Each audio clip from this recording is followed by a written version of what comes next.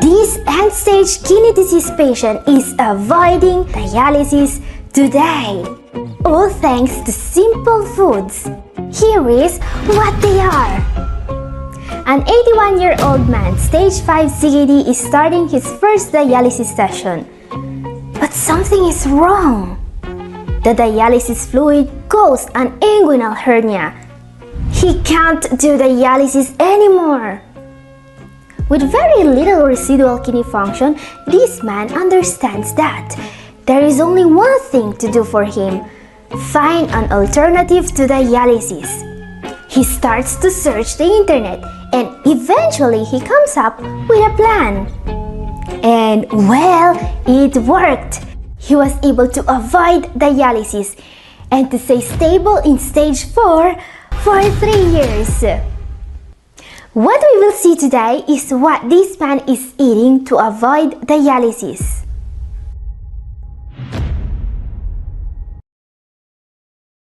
Catherine here. I've been helping CKD patients taking control of their health for more than a decade now. And today, what I want to share with you is a success story. So imagine this, the unthinkable happened. You are in stage 5. Nothing more to do except start dialysis.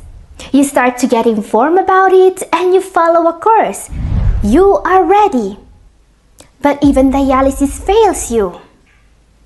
Now, what's left when even dialysis fails? Okay, here's where it gets interesting. With diet and lifestyle changes, you are back in stage 4 and you are stable for 3 years with a huge improvement in GFR levels. Now imagine that this is not just a story. This really happened. You see, this is a case study published in a peer-reviewed medical journal, the World Journal of Nephrology and Urology. Amazing, isn't it? And not just because this story is 100% true, but also because we have access to all the records and all the info about how this stage 5 patient is avoiding dialysis. And there is a lot we can learn from this case study. So what I want to focus on today are the foods this man is eating and the supplements he is taking. Because what this paper proves is that they are the key to avoid dialysis. And guys, if you think this is interesting, give this video a like and consider sharing it with a friend. Because you see, this man is still out of dialysis today and he is still thriving thanks to the kidney-saving diet he discovered. This is a really recent publication we are looking at and they follow the patient until 2023. So this 81-year-old man started peritoneal dialysis in 2019.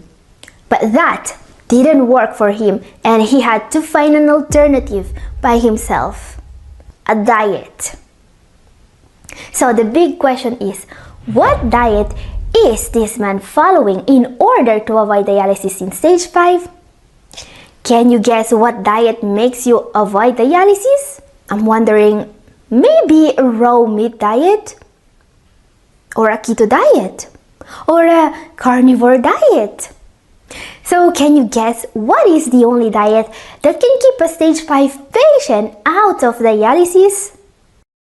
And yeah, the answer is the low protein diet, a diet with all animal protein removed. So not a keto, but the complete opposite of a keto. Because as we can see here, as soon as he removed all animal protein and he replaced them with a little bit of plant-based protein, he didn't need dialysis anymore. Again guys, this is coming from a peer-reviewed journal, alright? It actually happened. It's 100% documented that you need to limit protein in order to delay dialysis. So if you are itching right now to go in comment section and write 5,000 words post about how you cannot improve your kidney function if you don't eat enough liver meat or half-alive grass-fed animals or whatever it is, the fad diet du jour, please also post a peer-reviewed study to support what you say. Alright? Otherwise, I'm sorry, but I will not be able to take you very seriously, okay? Just a little heads up here. Science says that if you are a stage 5 patient and you want to delay dialysis, you need a low protein diet. There is no other way. You will find zero proof in medical literature that the CKD stage 5 patient can survive without dialysis on a high protein diet or on a keto or a carnivore diet. You have no proof. But hey, if you can find a study that proves me wrong, please share it with me. Or keep watching because it's time now to see what foods this man is eating exactly to avoid dialysis. One of the main points on which this paper focuses on is protein intake. Protein control really is the cornerstone of the renal diet today. No doubt about it. So, the stage 5 patient and his doctor removed all the protein coming from animal foods and replaced it with just a little bit of protein from plants, but not too much. Keep in mind that every single patient must have a personalized protein intake, alright? And my advice to you is, know what your prescribed daily protein intake is very well and stick to it, just like this 81-year-old patient is doing. But this doesn't mean you must completely avoid protein, just animal-based protein. In fact, he is actually eating some plant-based protein, especially from legumes and grains. Okay, now you may ask, but I thought beans and legumes were forbidden in a renal diet? Well, they actually were for a while, but not anymore. You see, today, legumes are considered superfoods when it comes to kidney health. And some legumes you may consider adding to your diet include chickpeas. Also known as garbanzo beans, chickpeas are a great source of fiber and a staple in many cuisines. They are used to make hummus, a super tasty and healthy spread. And they are also high in resistant starch. This is a type of fiber that resists digestion in the small intestine and reaches the large intestine, nourishing the bacteria that live in our gut. Now, if you follow me here regularly, you probably already know that gut health is key for kidney health. And this superfood is especially good for those with diabetes. Hummus was studied in particular because it's a source of carbs that do not compromise insulin levels. Another legume you may want to consider, soybeans. Soybeans are commonly consumed in Asia in several different forms, including tofu and edamame. While they have many of the health benefits of other legumes, there is one reason why soybeans may be particularly great in a renal diet. They are one of the only plant-based sources of protein that is also of high biological value, which means they have all the essential amino acids in them. A patient who is strictly limiting their protein intake may highly benefit from getting a little bit of protein from this food. And yes, all these legumes are also rich in protein, so moderation is key when adding beans and legumes to your diet. But there is one type of bean you can actually eat without worries. Green beans. Also called string beans, these legumes are way lower in protein and calories compared to any other legume, which means you can eat them more often. What green beans are rich in is antioxidants. Very important in order to help protect your kidneys from oxidative stress. Keep in mind that oxidative stress is a powerful cause of kidney damage. And beans and legumes contain various antioxidants such as polyphenols, flavonoids, anthocyanins, carotenoids, vitamin C, vitamin E, selenium, zinc, and manganese. These antioxidants can help scavenge free radicals, the cause of oxidative stress, and repair cellular damage. And guys, antioxidants are way more important than people realize, says a very recent meta-analysis published on the Cochrane Library. With an antioxidant therapy, it seems to be possible to actually improve kidney function. And while the antioxidants you can get from the diet from foods such as beans are great, you may also want to add certain vitamins and other nutrients. But don't go away yet, there is more about the diet of this man that has beaten dialysis. Let's talk about grains. Question: What are some of the healthiest grains for a renal diet? There are some low GI complex carbs that are exceptionally healthy, such as bulgur. Bulgur is one of the whole grain wheat products that are the lowest on phosphorus, and this is crucial for people with kidney disease. You don't want to overload your kidneys with too much phosphorus, right? Bulgur is also a good source of B vitamins, magnesium, iron, and manganese. It's also full of dietary fiber, which is important for the digestive tract. Make it a regular on your table. You can use it to make salads, soups, pilafs, and more. Another whole grain low both on the GI scale and in phosphorus is wild rice. Wild rice is not really rice, it's a whole grain. This means that it has a lower glycemic index and a lot more fiber, nutrients, and vitamins compared to any other type of rice. It's also lower in phosphorus than brown rice, and it comes with many health benefits. Wild rice can contain as much as 30 times the antioxidants as white rice. You can cook wild rice like regular rice or use it to make casseroles, stuffing, and more. Now guys, many other options are available when it comes to grains. Many patients also eat pasta and rice and bread as a part of their diet. These foods may be useful to reach your target of calories and carbohydrates every day. Now, especially for people following a very low protein diet, another great addition may be a project pasta. A project pasta is the product especially developed for people with kidney problems that have troubles limiting their protein intake. Some brands also add renal vitamins to their products. Now guys, this case study didn't mention what fruits and veggies he is eating other than grains and legumes, but don't worry, I got you covered. Now, very important, some of the foods we have seen can be eaten regularly, but some legumes especially I recommend eating in moderation, alright? Because they contain protein and we need to limit protein intake. But a little bit of protein is supposed to be a part of a renal diet, just not from animals. A question now, why is avoiding animal protein key to avoid dialysis? You see, this paper goes really in depth in explaining why protein from animals is bad for you, while protein from plants is a lot better. And one of the reasons why this happens is because you get a lot less protein from plant-based foods than you get from animal-based foods, while getting a lot more fiber, antioxidants, and other nutrients. Keep in mind that restricting protein intake is our #1 goal when it comes to the renal diet. But there is more to plant-based protein. This study also points out that plant-based foods have other benefits for CKD patients. You see, these 3 points we see here are the reason why this 81-year-old man is avoiding dialysis. First, reduced urea production. Protein metabolism produces urea, which accumulates in CKD and damages the kidneys. This is something we measure as BUN levels.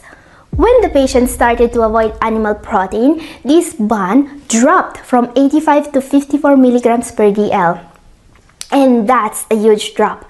So if your BUN is too high, consider reducing your protein intake. But there is more. Ammonia, another byproduct of protein digestion, toxic to the body that can be reduced by reducing protein intake, as we can see. Even more important, the acid load. Now, this brings us to one of the most important aspects of this man's journey with end-stage kidney failure. This supplementation. So question, what supplement is a man who was able to get out of dialysis using? Well, one of the key aspects of managing end-stage kidney disease is balancing the acid load. And while the diet plays a crucial part in this, sometimes it's not enough. And it's not a surprise that he is also taking sodium bicarbonate, 325 milligrams twice per day, in order to keep his serum sodium bicarbonate level at a minimum of 22 milliequivalents per liter. Because, as this case study points out, taking sodium bicarbonate may be key to avoid dialysis. So a question for you. Are you keeping your serum sodium bicarbonate level in the right range? If you are not sure, I've actually made a full video about this. It's up here. Taking just enough of this supplement daily is proven to drastically reduce your chance of losing your kidney function. It's proven to cut in half your chance of dying.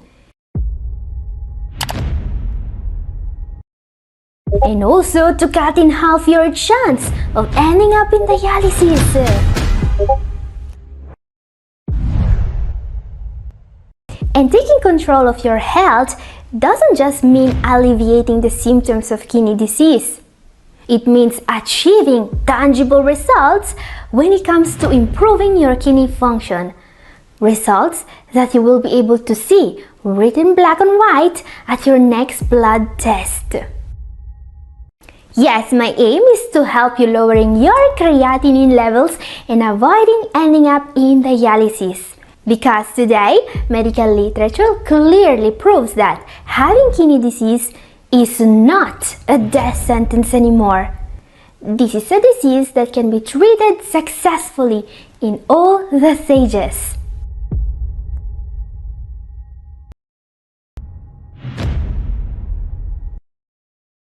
And when it comes to reversing kidney disease, we have made huge steps forward in the process of finding out what works and what doesn't. What we found out is that for some patients, all that it takes is just 1 teaspoon a day. There have been documented cases of patients with almost no residual kidney function getting out of dialysis, mainly thanks to this supplement. In this case report, a man was on dialysis for 6 months. Then he was started on a renal diet and he took this supplement. He was out of dialysis in just 4 months. Yes, there is only one supplement that can do that. I'm talking about sodium bicarbonate. Okay, so what I want to share with you today are some new insights about the treatment that costs literally pennies and that could be used to delay dialysis by years in some cases. And yet, many doctors still forget to tell their kidney disease patients how important it is to take it. So today, we will learn more about how to take sodium bicarbonate to improve kidney health. Okay, now you may ask, what's new about sodium bicarbonate? Well, there is a recent study about it that tested a new protocol of administration. Yes, they didn't make this study just to prove, once again, that sodium bicarbonate is an extremely safe and reliable way to protect the kidneys. They also experimented with an innovative protocol that resulted in a huge success. Their main goal here was to be able to see if giving sodium bicarbonate was going to slow down kidney disease progression. And it worked! The test subjects in this study were able to cut by 2/3 their risk of creatinine levels, doubling, as we can see here. Which is basically means that the progression of their kidney disease was much slower. In fact, they also had less than half the chance of ending up in dialysis. And these are incredible results because they were obtained on a huge number of patients. 740. And most importantly, the only thing that was changed in their treatment was sodium bicarbonate. In short, this huge study was able to prove that sodium bicarbonate is a must if the goal is to avoid dialysis. And they also used an innovative method to administer sodium bicarbonate that you could also use. We will see it in a moment. Before that, a very important question. Is using sodium bicarbonate really going to reverse kidney disease? Well, yes, it can make a huge difference. You see, for the general population, it is almost harmless to ingest huge amounts of acid-forming foods such as meat, cheese, processed grains, sweets, and soft drinks because their kidneys are extremely efficient at getting rid of all the acids these foods produce in the body. But if you have kidney problems even following a renal diet that doesn't produce even nearly the amount of acid the Western diet produces, may cause your blood acidity to raise. And that could be very bad for you. It's a cause of kidney damage. This is why there are many studies confirming that kidney disease patients that take sodium bicarbonate can delay dialysis significantly. In a different study, patients in stage 4 not taking sodium bicarbonate lost renal function 3 times faster than those taking it. This is a very significant difference and means that taking sodium bicarbonate can delay dialysis by years, maybe decades. This is also why current guidelines state that patients in stage 4 and 5 of chronic kidney disease should take sodium bicarbonate. Okay, now you may ask, if sodium bicarbonate is so effective, why hasn't my doctor prescribed it to me? There could be 2 reasons why some doctors don't prescribe sodium bicarbonate. First of all, because they either don't care or don't know. Many doctors unfortunately still go by the old rule of just helping the patient manage the symptoms until they reach dialysis. And I bet this is not something you want if you are watching me right now. If this is the case, sodium bicarbonate may help you. But there could be another reason why your doctor never prescribed you sodium bicarbonate. Because maybe you don't need it. Yes, not everyone with kidney disease needs sodium bicarbonate. In fact, for some patients, following the right renal diet may be enough to keep their blood acidity under control. Yes, there are certain dietary interventions that can make a huge difference in order to protect your kidneys from excess blood acidity. Because you see, what this study proves is not just that sodium bicarbonate can literally save your life. It also proves that metabolic acidosis or too much acidity in the blood can literally destroy your kidneys. So the big question is, are you suffering from metabolic acidosis? Metabolic acidosis is the reason why people with kidney disease need to take baking soda. And it's also part of the reason why they also need to follow a plant-based diet. It is a complication of CKD, meaning that CKD itself causes metabolic acidosis. When the kidneys don't function at 100%, they cannot filter enough acid from the blood anymore. This acid builds up and it causes a lot of problems. It causes serum potassium to go up. Yes, for many people, taking sodium bicarbonate is actually the fastest way to lower potassium levels. Metabolic acidosis also damages the bones. It causes osteoporosis, bone and mineral disorder, and a high chance of suffering fractures. It also decreases insulin sensitivity and it raises blood sugar, causing diabetes to get worse. And it's clear that it causes kidney disease to progress faster. This is also accompanied by a higher risk of cardiac events and death. Now, metabolic acidosis also comes with symptoms including nausea, fatigue, confusion, headaches. These symptoms, however, can be caused by a multitude of conditions and thus they are not very useful to diagnose metabolic acidosis. Extreme cases may also come with rapid, deep and long breaths and a fast heartbeat. If any of these symptoms is present, it means there is a medical emergency going on. So we can't really rely on symptoms to tell if we have metabolic acidosis. What to do instead? What every single kidney disease patient needs to do in order to stop metabolic acidosis is to do a blood test called CO2 test. This is a common test. It is usually done as part of an electrolyte or basic metabolic panel. You should do these tests every 3 to 6 months depending on the stage of kidney disease you are in. But not all doctors prescribe these tests regularly enough, so make sure you are being tested for these and the other complications of CKD, especially if you are in the advanced stages.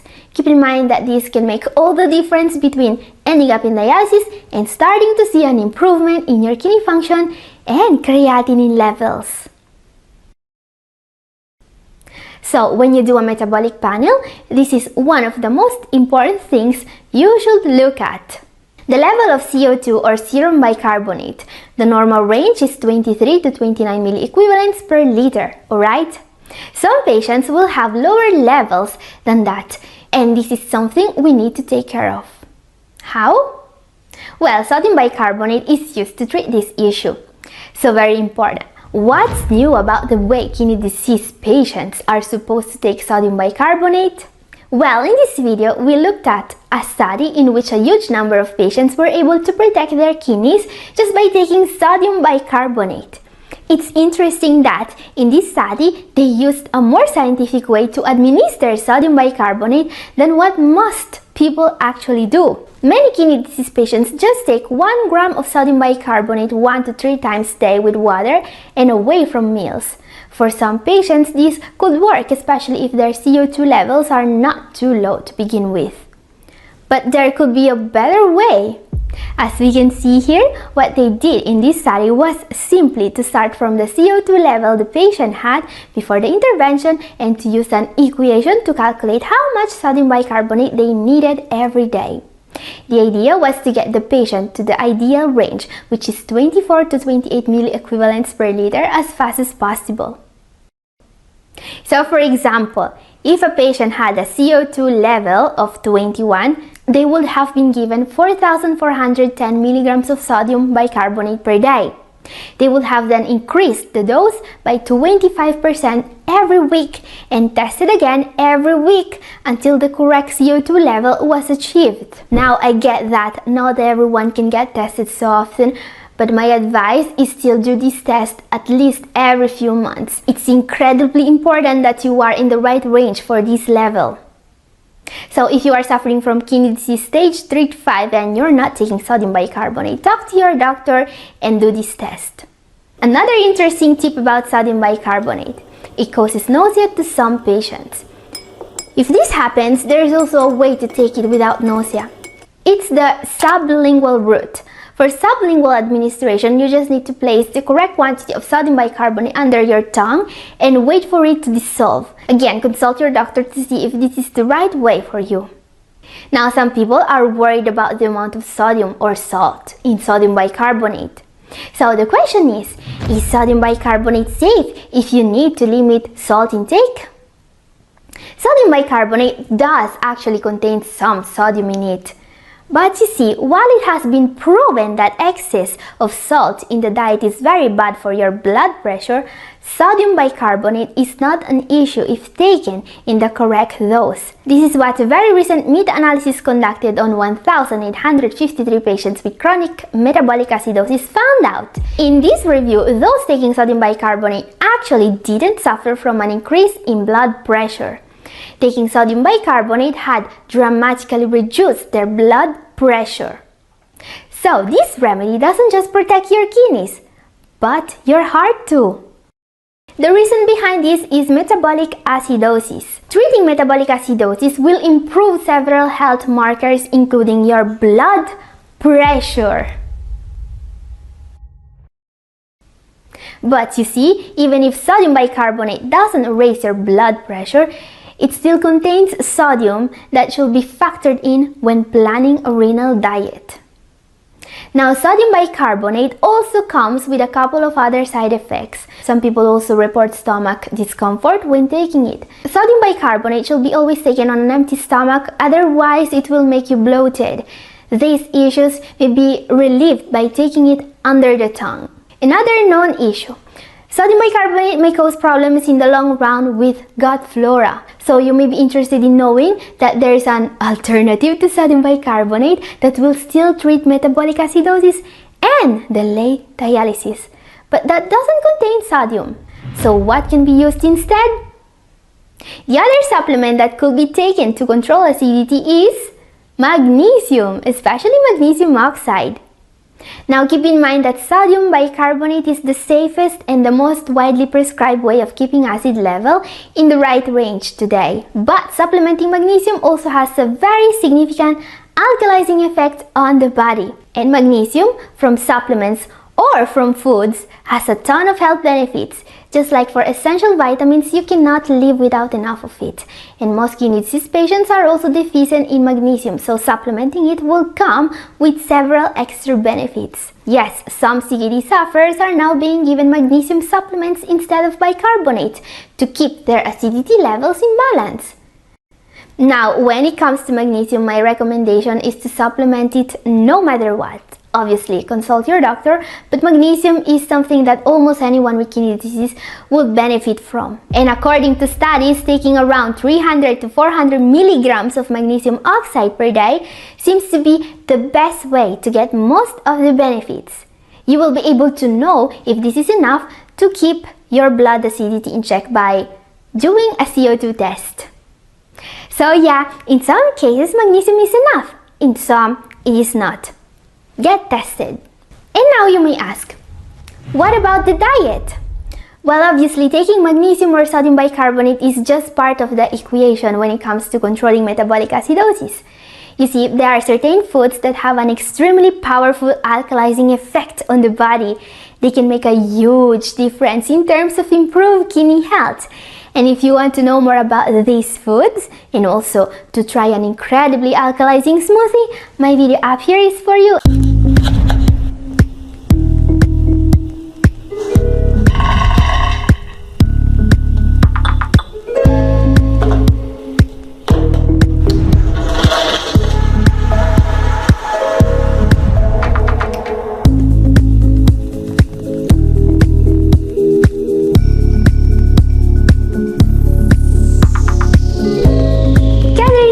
In today's video, we are going to try the most alkalizing smoothie in the world.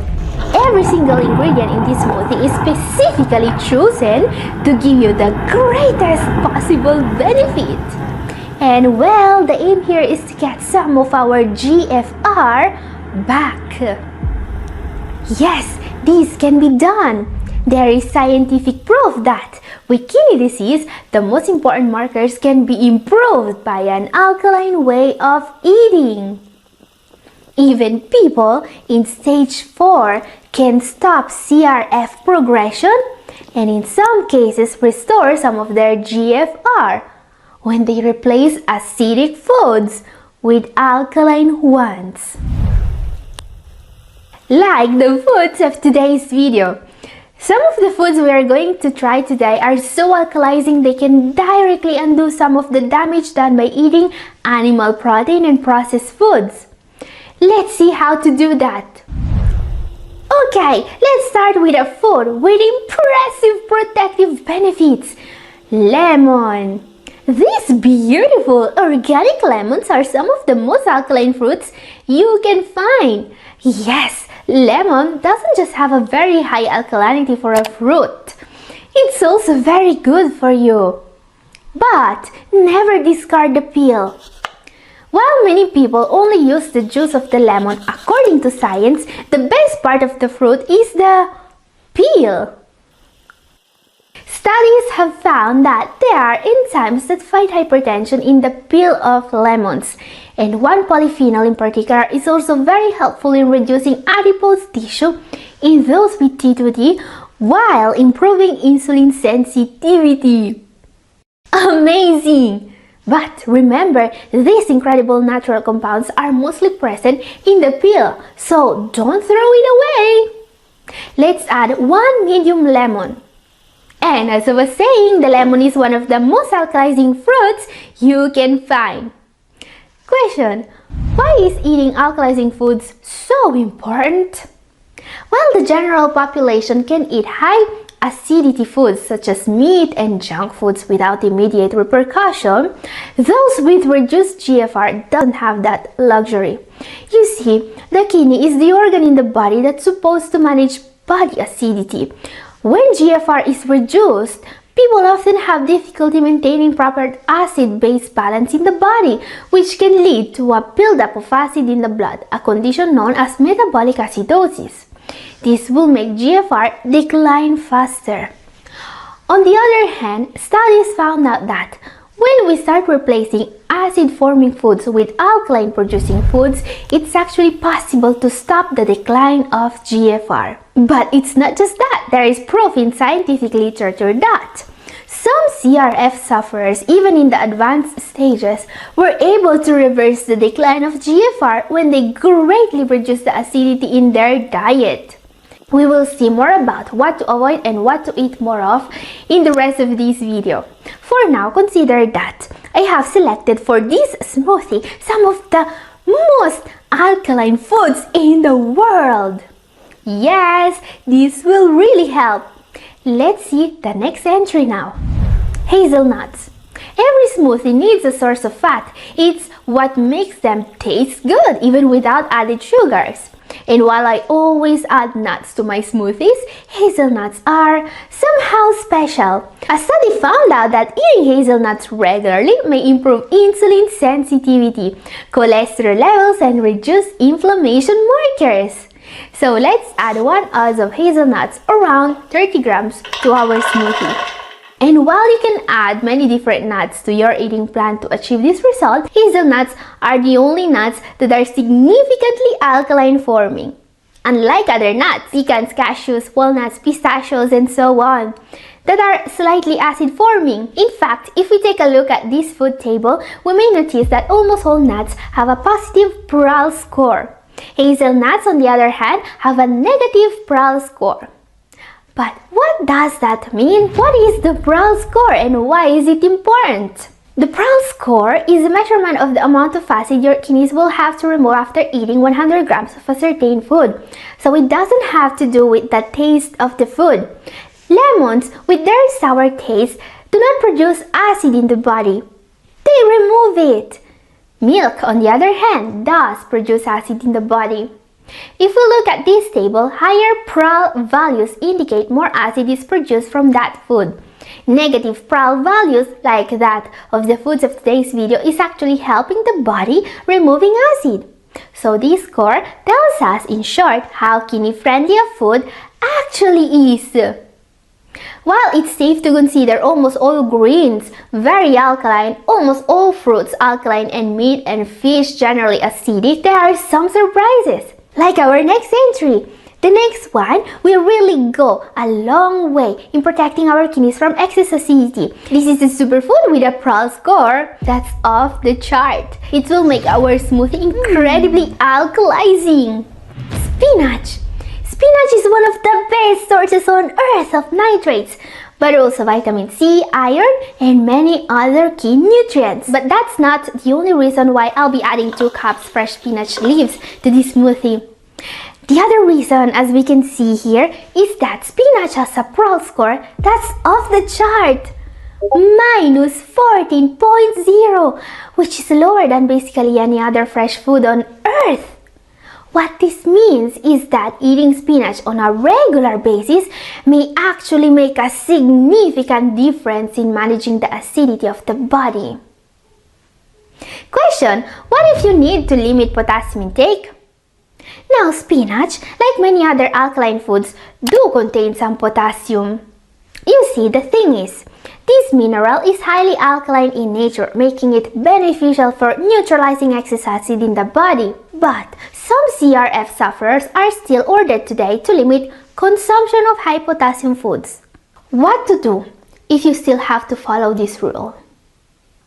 First of all, get checked and see if your levels are actually too high. This is a complication called hyperkalemia. Remember that current guideline states that only those with too high serum potassium need to avoid it. This is only 1 out of 5 CRF sufferers, not everyone. I've explained what the real causes of hyperkalemia are, and no, spinach is not one of them. So my recommendation is to talk to your nephrologist and find a solution for this issue ASAP. CRF sufferers are not supposed to live in the shadow of hyperkalemia anymore in 2023. It's not a normal thing. It's a problem that can and should be solved. Now, if you still want to try this smoothie even if your levels are too high, I may suggest replacing spinach with kale. While spinach has around 170 milligrams of potassium per cup, or 30 grams, kale is even lower at around 100 milligrams per cup. But again, if you have hyperkalemia, don't wait. Get to the root of it and find a solution. Or get your nephrologist to do it. That's what they are there for. Back to our smoothie. One more superfood to add. Next entry, one of the superfoods with the most powerful benefits you can find. This is ginger. Ginger is really great and I always love finding ways to include it in my meals. It's a powerful natural anti-inflammatory and it's one of the few foods that directly protect the precious filters of the body. While ginger is alkalizing with a PRAL of around -7.8, that's not the reason why it's here. You know, it's best to focus on the alkalinity of the foods we eat in larger amounts. A small piece of ginger won't really make a difference in that regard.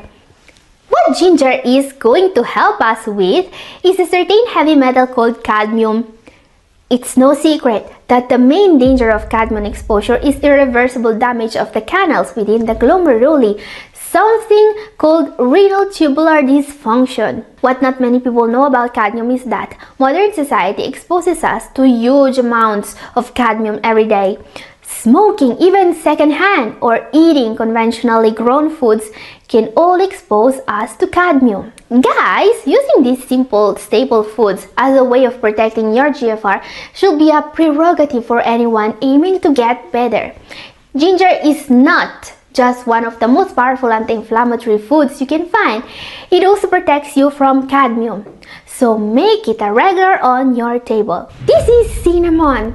Cinnamon is going to make our smoothie taste great. And it's not just that. Cinnamon is great for people with diabetes. Consuming cinnamon regularly directly improves insulin sensitivity, great to fight high sugar levels. According to studies, cinnamon can lower fasting sugar levels by 10 to 29%, which is significant. And you just need to add this spice to your meals to get this benefit. As an added bonus, cinnamon is also known to reduce heart disease risk factors. Cinnamon has potent antioxidant activity, helps fight inflammation, and has been shown to lower cholesterol and triglycerides. So let's add 1 teaspoon to our smoothie. Now, if you plan to use cinnamon regularly, be careful with what variety of cinnamon you buy. There are 2 varieties of cinnamon. One is called Ceylon, this one I have here, and the other one is called Cassia cinnamon. Here you can see it. Cassia cinnamon is considered lower quality because it contains coumarin, which can be toxic if eaten in large doses. This variety of cinnamon, Ceylon, is the best one. Always buy Ceylon cinnamon. And guys, if you are having troubles finding one or more of these food items, feel free to ask in comment section for substitutions. Maybe I can help you find alternatives. Now, time to see the secret ingredient. This one is not just alkalizing, it's probably the most nutrient-dense food on the planet. It's also favorite food for vegans because it is one of the best plant-based sources of iron in existence. I'm talking about spirulina. Okay, spirulina is not technically a plant. It's actually something called cyanobacteria. This is why you can get many nutrients from it that are actually not easily found in plant-based foods. From a single tablespoon, which is what we are going to add to our smoothie, you can get more than 10% of your DV for iron. You are also going to get loads of vitamins and useful minerals such as thiamine, riboflavin, copper, and more. What's great about spirulina is that it can significantly lower your bad cholesterol levels according to science. It also fights diabetes and it's one of the most powerful antioxidants on earth, 4 times more powerful than blueberries. Now, we must also consider that spirulina is a source of protein. From half tablespoon, you are going to get 1 gram of protein. That's not a lot, also because this smoothie is for 2 servings. But if you are following a low protein eating plan, you must count this extra protein. Almost ready! I really want to see if the hazelnuts are enough to balance the sour flavor of lemons and raw spinach, or if we are going to need some sweetener. I'll taste test this beautiful smoothie in a moment. But before that, question: how to set up an eating plan that protects the kidneys from acidity? Now, the best part of an alkaline eating plan is that it's as easy to implement as it's effective. It can make a huge difference in slowing down the decline of GFR, as we have seen. And there are some tips that can make setting up an alkaline eating plan a breeze. Let's take a look. First of all, eat plenty of fruits and vegetables. Choose a variety of colorful fruits and vegetables, especially those that are alkalizing, such as leafy greens, cucumbers, broccoli, carrots, and citrus fruits. Second, choose whole grains. Whole grains are typically less acid-forming than refined grains. Try to choose whole grain options such as barley, quinoa, and bulgur. Third, while most fruits are generally slightly alkaline, they should still be present in a balanced eating plan. Fourth, drink plenty of water. Staying hydrated can help dilute acid in the body and flush out toxins. Aim for at least 8 cups of water per day or more if you are physically active. Obviously, this doesn't apply if you have a water allowance. Fifth, very important, monitor your intake of acidic foods. While you need some acidic foods, others should be limited or avoided, especially those containing animal protein. Remember that while these changes really help, they may not be enough alone to manage CRF. One of the best parts of following an alkaline eating plan is that it naturally reduces the amount of protein you will be getting. So, question, what foods should you completely avoid in a renal diet? There are 5 categories of foods you should absolutely avoid. Desserts and snacks such as ice creams, candies, pastries, and so on should always be avoided, especially by diabetics. Also, these foods are acid-forming, and also fried high-fat foods and processed foods in general are very acid-forming too. Remember that the type of processing matters when determining alkalinity. Always prefer boiling and sauteing to deep frying. Dairy should be avoided too. Meat is one of the most acid-forming foods on the menu. Also, it's a source of protein which is known to directly make GFR decline faster. Last group to avoid, acid-inducing drinks, especially dark colas and alcoholic beverages. Among these foods, however, the worst offenders are meat, packaged foods, sugary beverages, and alcohol. So it will be a great idea to start avoiding those. They really add a lot of acid to the body. Guys, I went pretty fast on this, so let me know if you want to know more about the alkaline diet and how it can be set up. Let me know in comment section. Okay, time now for a taste test. Let's see what this tastes like and if we need to add a little bit of stevia to make it better. Let's taste it.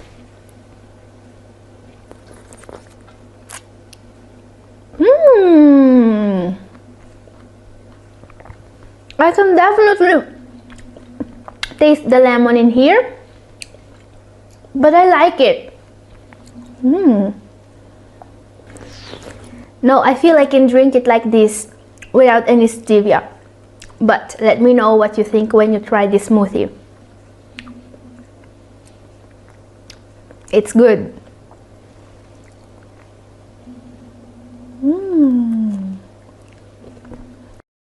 And guys, if you want to see more like this one, my video up here is for you. And this is all for today. Thank you for watching. God bless.